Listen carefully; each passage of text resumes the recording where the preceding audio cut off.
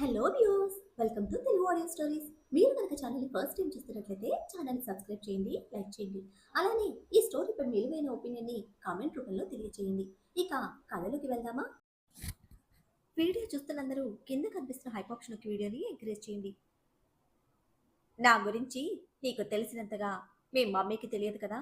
ఆవిడ టెన్షన్ పడి నిన్ను టెన్షన్ పెట్టి, నేను టెన్షన్ పడి మన డ్రీమ్స్కి, డెస్టినేషన్కి, ఇంకా ప్రైవసీకి ఇవన్నీ డిస్టర్బెన్స్ నేహ అని చెప్తూనే టవల్ పట్టుకున్న నేహ బేబీని దగ్గరికి లాక్కుని పెదవుల మీద కిస్ చేస్తూ బ్రేక్ఫాస్ట్ రెడీ చేస్తే తినేసి ఆఫీస్కి స్టార్ట్ అవుతా అంటూ చెప్పి నవ్వుతూ కనుకొట్టాడు.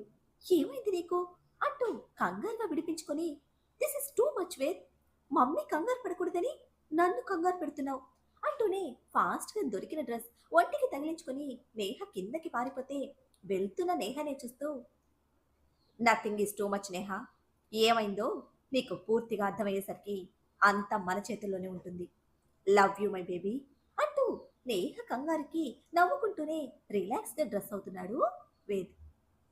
ఆశ్చర్యంలో తేలి ఆడుతున్న కావ్యను కౌగిలి నుంచి వదిలి తన ఫేస్ చేతిలోకి తీసుకొని, ఆ క్షణం నీ కాలు కిందకి జారితే నీ వెనకే వచ్చేసేవాణ్ణి. నీ నరిచినంత తేలిక కాదే నిన్ను వదిలేయడం, పంపించేయడం. దెయ్యం పట్టిందల్లా ఎందుకు ప్రతిసారి నా గుండె ఆగిపోయే పనులు చేస్తావు? కేవలం నీ వల్లే ఈ అరవడం నాకు అలవాటైంది. చిన్నప్పటి నుంచి చెప్పి చెప్పి నాకు చిరాకొస్తుంది కానీ నువ్వు మాత్రం మారటం లేదు అంటూ కోపం, ఉద్వేగం మిక్స్ చేసి చెప్తూ ఉంటే తను చెంపపట్టిన చేతులు నిజమా కాదా అని కళ్ళు అటు ఇటు మార్చి చెక్ చేసుకుంటున్న కావ్య నెమ్మదిగా చేతన్ గుండె మీద చెయ్యి పెట్టి, నువ్వు నిజంగానే నన్ను వాటేసుకున్నావా మావయ్య అని అప్పుడే మరో లోకం నుండి ఊడిపడ్డదల్లా అడుగుతూ ఉంటే టపీమని నెత్తి మీద ఒక్కటి పీకి బెడ్ మీదకి తోసి, చెడ్డీ కూడా లేని నిన్ను చిన్నప్పుడు ఎత్తుకుని కూడా తిరిగా. అప్పుడున్న మావయ్యే ఇప్పుడు కూడా ఉన్నాడు. ఎలా చెప్తే నీ దెయ్యం బుర్రకెక్కుతుందే అంటూ పూనకం పట్టిన వాడిలా ఊగిపోతూ ఉంటే, అప్పటికి ఇప్పటికీ నేను చాలా పెరిగాను మావయ్య, నేను పెద్దదాన్నయ్యాను అంటూ బొంగమూతితో చెప్పిన దాన్ని శరీరంలో చూపిస్తూ లేచి నిల్చుంది కావ్య. నడుమున చేతులతో విరుచుకు నిలబడ్డ కావ్య పొజిషన్కి పైనుంచి కిందకి చూసిన చేతన్ పళ్ళు బిగించేసరికి బొంగమూతి మొహంతో ఉక్రోషాన్ని నింపి నెమ్మదిగా కూర్చుంటే, బాడీ పెరగడం కాదే, బుద్ధి పెరగాలి. పెరట్లో కొబ్బరి చెట్ల మధ్య అడ్డంగా సరిపోతుంది కానీ ఉపయోగం ఏముంది అని అరుస్తూ ఉంటే, నేను మరి అంత లావుగా ఉన్నాను మావయ్య అంది మూతి మొత్తం బిగించి. నా కర్మ అంటూ తల కొట్టుకొని కావ్య ముందే ఫ్లోర్ మీద కూర్చుంటే మేనమామ కాళ్ళ దగ్గరికి చేరడంతో తటాన్న లేచి తడబడుతున్నా కావ్య చెయ్యి పట్టుకొని బెడ్ మీద కుదేసి పాదాలు చేతుల్లోకి తీసుకుంటూ, నిన్ను చూసుకోమని నా పక్కన పడేసినప్పుడు నిండుగా మువ్వలున్నా నీ చిన్ని పాదాలతో ఆడుకుంటూ నిద్రపోయావని తెలియదు కదా నీకు అంటూ కావ్య కళ్ళలోకి చూశాడు చేతన్. మ్యూట్ అయిన కావ్య తల అడ్డంగా కదుపుతూ ఉంటే, నీకు నాకు 8 సంవత్సరాల 7 నెలల డిఫరెన్స్ ఉంది. అప్రాక్సిమేట్లీ 9 సంవత్సరాలు. అక్కకి 7th మంత్లో నాన్నకి మెడికల్ ఇష్యూస్ స్టార్ట్ అయ్యాయి. అక్క 8th మంత్లోనే నాన్నకు ఒకసారి ఎమర్జెన్సీ అయితే ఆ హడావిడిలో అక్క పడిపోయింది. అక్క నాన్న ఇద్దరూ హాస్పిటల్లోనే ఉంటే అమ్మ ప్రాణాలు గుప్పెట్లో పెట్టుకొని ఎదురు చూస్తోంది. 8వ నెలలోనే పుట్టేశావు నువ్వు. ఆ క్షణంలో నువ్వు మాకు ఎంత అపురూపమో తెలుసా. పెద్దలిచ్చిన పొలాలు, ఆస్తులు, ఇంటి నిండా పనివాళ్ళు ఉండడంతో వెసులుబాటుగానే ఉండేది. బట్ అక్కకి యూట్రస్ రిమూవ్ చేశారు. ఆ యాక్సిడెంట్ తర్వాత అక్క అంత త్వరగా కోలుకోలేకపోయింది. నీకు పాలు పట్టడం తప్ప అక్క బెడ్ దిగలేని పరిస్థితి. ఒక పక్కన నాన్న, ఒక పక్క అక్క, ఇంకా నువ్వు నేను, అమ్మ బావే అన్ని మేనేజ్ చేసేవారు. అదంతా ఈ కళ్ళతో చూస్తూ పెరిగాను. అందుకే మన ఇంట్లోని ప్రతి ఒక్కరూ నాకు చాలా ఇష్టం. అందరికన్నా నువ్వు ఈ చేతులతో ఆడించాను. నువ్వు అక్క కోసం ఏడవకుండా ఇంట్లో ఉన్నంతసేపు నిన్ను నా దగ్గరే ఉంచుకునేవాణ్ణి. కేవలం నీ వల్లే 2 సంవత్సరాలు చదువుపోయింది తెలుసా నీకు అంటూ తెచ్చిపెట్టుకున్న కోపంతో అడిగితే, అప్పటికి కళ్ళను చుట్టేసిన కన్నీటి దొంతరలో, గుర్తుంది, పొలంలో పరుగు పెట్టి కాలు విరుక్కొట్టుకున్న నేను తిరిగి సరిగ్గా నడిచి స్కూల్ జాయిన్ అయ్యే వరకు ఇంట్లోనే ఉండి మళ్ళీ నాతో పాటు స్కూల్కి వచ్చేవాడివి.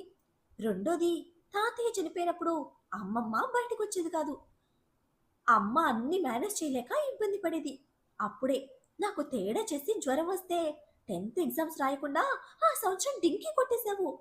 మరీ అంత పిచ్చేంటి అని అందరూ అంటూ ఉంటే, అప్పుడే కదా అమ్మ, అమ్మమ్మ అందరూ డిసైడ్ చేశారు. నువ్వే నా మొగుడువని అని చెప్తూ రామాయణంలో పిడకల వేట అన్నట్టు తిప్పి తిప్పి మళ్ళీ అక్కడికే వస్తే కావ్యాన్ని చూస్తూనే తాతయ్య ఎలా చనిపోయారో తెలుసా అంటూ అడిగితే తెలుసు అంటూ తలూపుతున్న తన్ని వెంటనే అడిగాడు. ఎందుకు చనిపోయారో తెలుసా అంటూ. అది తెలియదు. కావ్యకి మాత్రమే కాదు, అసలు ఇంట్లో ఎవ్వరికీ తెలియదు. సడన్ గా ఆరోగ్యం దెబ్బతినడంతో ఆ రోజు మంచాన పడ్డ మనిషి చివరి రోజు వరకు మంచానే ఉన్నారు. ఎన్ని మందులు తిన్నా, ఎన్ని హాస్పిటల్స్ తిప్పినా చివరికి మనిషి మాత్రం దక్కలేదు. అల్లుడు మంచివాడు, గట్టివాడు కాబట్టి అన్ని బాధ్యతలు భుజాన వేసుకుని ఇంటికి, ఇంట్లోని వాళ్ళకి పెద్ద దిక్కుగా మారాడు. ఊహించని వసంతం చెంతకు చేరి అక్కున చేర్చుకున్నట్టు నమ్మలేని ఆశ్చర్యంతో తడితేరిన కావ్య కళ్ళు ఇప్పుడు తాతగారి జ్ఞాపకాలతో జలజల కన్నీళ్లను రాలుస్తూ ఉంటే, ఇప్పటికి కూడా నాన్న రిపోర్ట్స్ నా దగ్గరున్నాయి అంటూ కళ్ళు తుడిచిన మేనమావనే కావ్య విస్మయంగా చూస్తూ ఉంటే, పుట్టిన ప్రతి ఒక్కరూ చనిపోతారు. బట్ ఎందుకు చనిపోతున్నామో కూడా తెలుసుకోలేని స్థితిలో నాన్నలాగా మన ఇంట్లో మరొకరు చనిపోకూడదు. అదే నన్ను మెడిసిన్ వైపు నడిపించింది. 10th ఎగ్జామ్స్ రాయలేదని అందరూ ఫీల్ అయ్యారు. బట్ నాన్నలాగా నీకేమవుతుందోనన్న భయం నాకు మామూలుగా లేదు. నువ్వు పుట్టినప్పటి నుంచి ఇప్పటి వరకు నీ ప్రతి మూమెంట్ నాకు గుర్తుంది. నీ అల్లరి, పాటలు, అలకలు, ఏడుపులు, నీ వయసులో పెరుగుదల, నీ బాడీలో మార్పులు అన్నీ నా కళ్ళ ముందే జరిగాయి. పెళ్లి గురించి నీకు అవగాహన తెలిసేసరికి నాకు మెడిసిన్ మాత్రమే లక్ష్యమని డిసైడ్ అయిపోయాను అంటూ చేతన్ ఉద్వేగంగా చెప్తూ ఉంటే తనకు అడ్డుపడిపోయి, నీ మెడిసిన్ అయ్యాక పెళ్లి చేసుకుందాం మావయ్య అంది నెమ్మదిగా చేతన్ పక్కకి చేరుతూ. నీ సత్తుబుర్రతో పిచ్చి వేషాలు వేయడం మానలేదో చీరేస్తా అంటూ కావ్యను తోసేసి లేచిన చేతన్, నేనింకా కంప్లీట్ చేయలేదు అంటూ చెప్పాడు సీరియస్ ఫేస్ తో. ఆ కోపానికి మళ్ళీ ముడుచుకొని, నువ్వు చెప్పిన దానిలో మూడొంతులు నాకు తెలుసు, అయినా విన్నాను కదా, ఇంకేముంది చెప్పడానికి అంది కొక్కిరాయి మొహంతో. మెడిసిన్ అంటే నాకెంత ఇష్టమో ఐరా అన్న కూడా నాకు అంతే ఇష్టం. నా జీవితంలో ఈ రెండు ఎప్పటికీ మారవు అంటూ తేల్చి చెప్పడంతో జీవం జారిపోయినట్టయిపోయిన కావ్య మొహంలో నెత్తుడు చుక్కలేదు. నువ్వు తినిపిస్తేనే తింటా అంటూ మొండికేసి వెళ్లే రోజు ఉదయం డాక్టర్ బాబు తన చేతులతో తినిపించుకున్నది గుర్తొస్తూ ఉంటే మైత్రికి ముద్ద గొంతు దిగడం లేదు.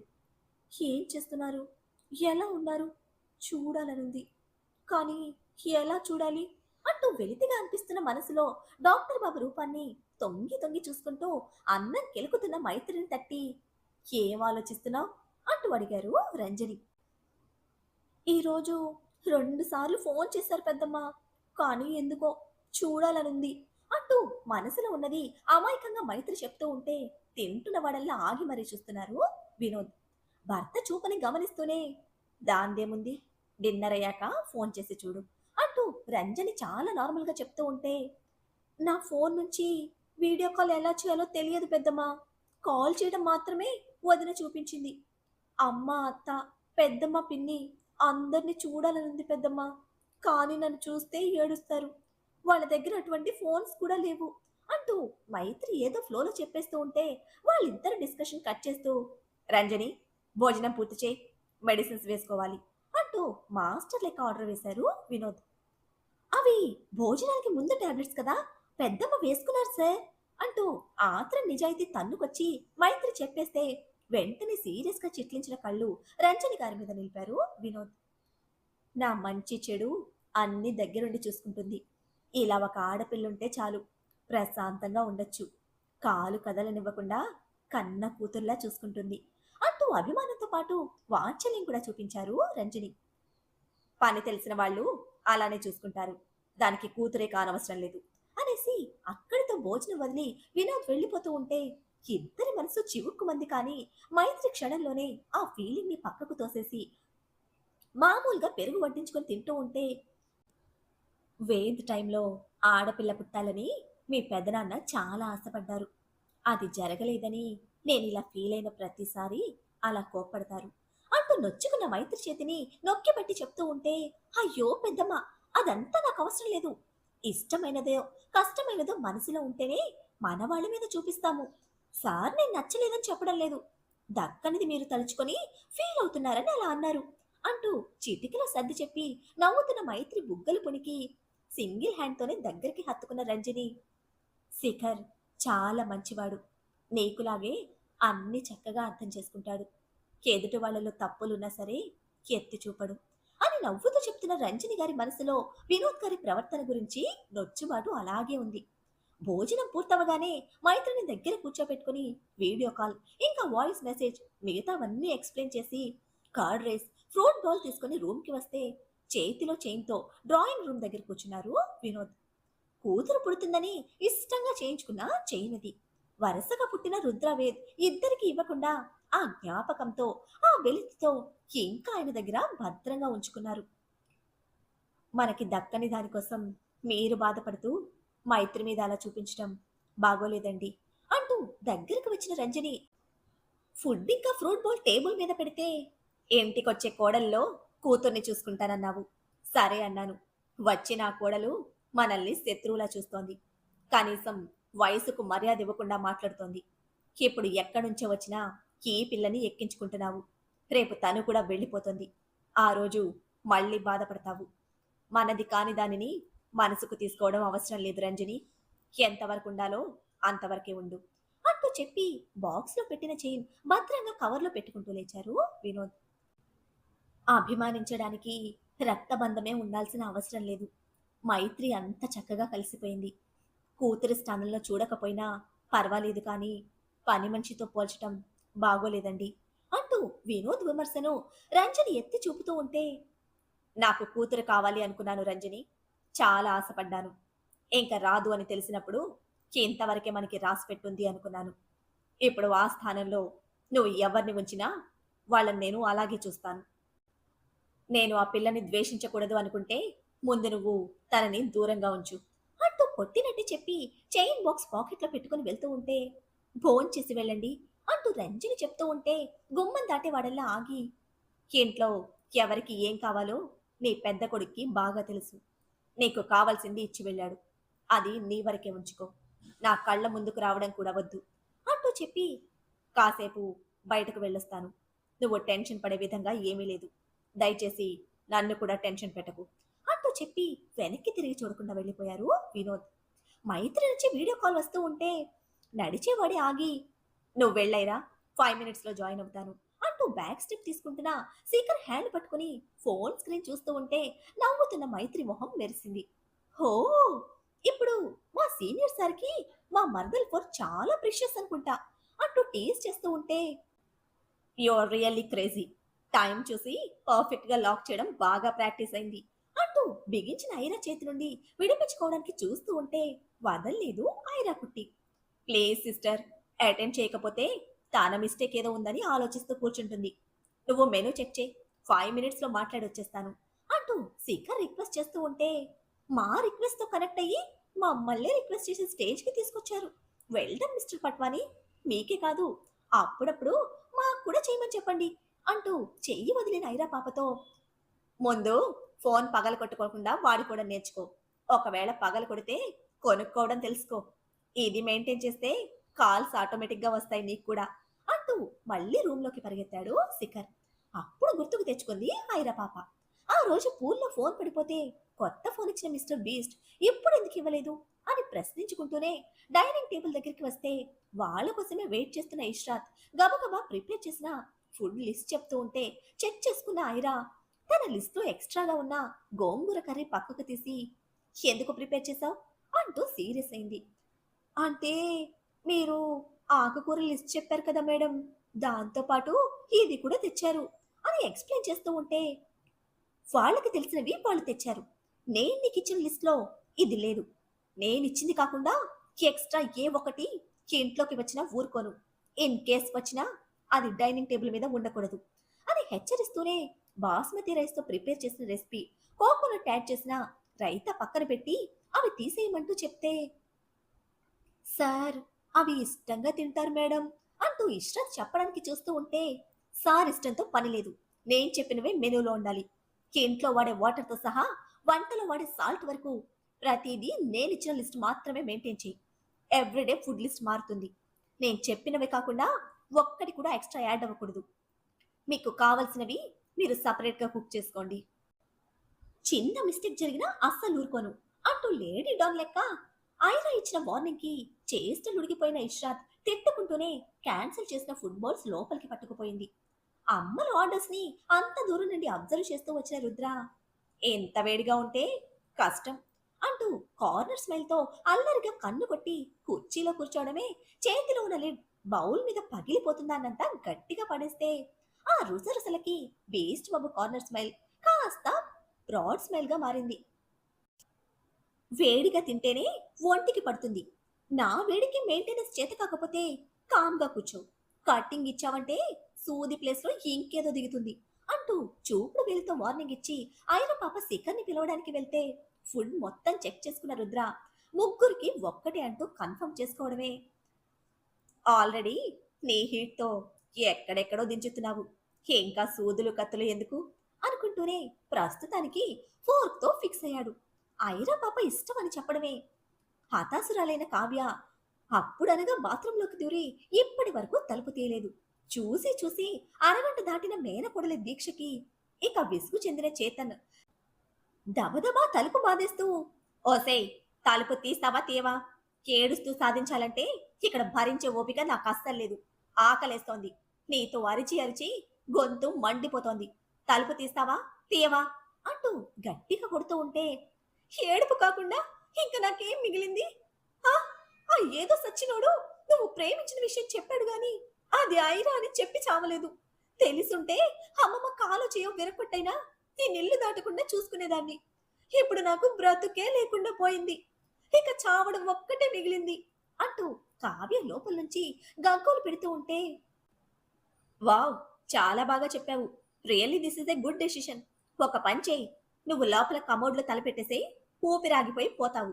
నేను కిందకి దూకేస్తాను, తల పగిలి పైకి పోతాను అంటూ చెప్తున్నంతలోనే తలుపు తీసుకుని వచ్చిన కావ్య చేతం చుట్టూ పట్టేసుకుని కూలబడిపోతే బెడ్ మీదకి విసిరి కొట్టి, ఈ దెయ్యం చేష్టలతోనే చంపుతున్నావు. నీ ప్రయారిటీ నీకు చెప్పినట్టే ఆయిరా ప్రయారిటీ కూడా నీకు చెప్పాను. జీవితాంతం నాతో కలిసి ఉండాలనుకున్న దానివి. నా జీవితంలో ఉన్న మోస్ట్ ఇంపార్టెంట్ థింగ్స్ అన్నీ నీకు తెలియాలి అనుకున్నాను. అది వినకుండా లోపలికి దూరి తలుపులు బిగించుకున్నావు. ఇప్పుడేమో దెయ్యంలా చస్తాను చంపుతాను అంటూ నన్ను బెదిరిస్తున్నావు అంటూ అరుస్తూ ఉంటే కళ్ళు తుడుచుకుంటూనే లేచిన కావ్య వెక్కిళ్ళు పెడుతూనే అడిగింది, లైఫ్ లాంగ్ నీ లైఫ్ లో నేను ఉంటాను మావయ్య అంటూ. కొట్టానంటే మూతి పగిలిపోద్ది అంటూ చెయ్యెత్తిన వాడే మళ్ళీ కొట్టలేదా బెడ్ మీద తోసేసి, ఒక్క దెబ్బకే బుగ్గ బూరెలా వాసింది. మళ్ళీ కొట్టించుకోకు అంటూ హెచ్చరిస్తూనే పక్కన కూర్చొని, మీ నాటకానికి నన్నిరికించినప్పుడు నేనెందుకు అవాయిడ్ చేస్తున్నానో తనకి తెలియాలని నా ప్రపోజల్ ఐరాకి చెప్పాను. నిజంగానే తనంటే నాకిష్టం. Because of her character. ఆ రోజు తను ఒంటరిగా ఉందని నిన్ను వదిలేసి వచ్చేశాను. బట్ నువ్వు ఫ్యామిలీతో ఉన్నావు. ఈ రోజు కూడా ఐరా ఒంటరిగానే ఉంది. బట్ నీ కోసం వదిలి వచ్చేశాను. నువ్వు కాకుండా ఈ ప్లేస్‌లో ఇంకెవ్వరున్నా ఖచ్చితంగా ఐరాను వదలను. ఆ రోజు నీ మీద ఏ ఫీలింగ్ ఉందో ఈ రోజు కూడా అదే ఫీలింగ్ ఉంది. బట్ లాస్ట్ వీక్ నైట్ ఫోన్‌లో మాట్లాడినప్పుడు నువ్వొక మాట చెప్పావు. నిన్ను కన్న తండ్రి దగ్గర కన్నా నా దగ్గరే కంఫర్ట్‌గా ఉంటానని. ఆ రోజు అర్థమైంది. ఒక ఆడపిల్లకి కంఫర్ట్ పట్టుకొచ్చి ఇచ్చేది కాదు. తనంతట తానుగా ఎంచుకునేది. ఇది రుద్ర వల్ల తెలిసింది అంటూ చెప్పాడు చేతన్. మరి చేతన్ చెప్తోంది మన కావ్య పాప బ్రెయిన్‌కి రీచ్ అవుతుందా? లేక కావ్య ప్రేమే మన చేతన్ మనసుకి చేరుతుందా? ఎవరికి ఎవరన్నది ఆ దేవుడు నిర్ణయం అన్నది నిజమైతే ఆ నిర్ణయం ఏమిటో వేచి చూద్దాం. నేహకు కూడా తెలియకుండా రుద్ర విషయంలో వేద్ ఏదైనా చేస్తున్నాడా? వేద్ పంపిన రిపోర్ట్స్ లో అన్వీర్కి ఏమైనా ఇన్ఫర్మేషన్ దొరికిందా? ఏం జరుగుతుందో తెలియాలంటే నెక్స్ట్ ఎపిసోడ్ ని ఫాలో చేయండి. అలానే ఈ ఎపిసోడ్ ని లైక్ చేయడం మాత్రం మర్చిపోకండి. Bye friends.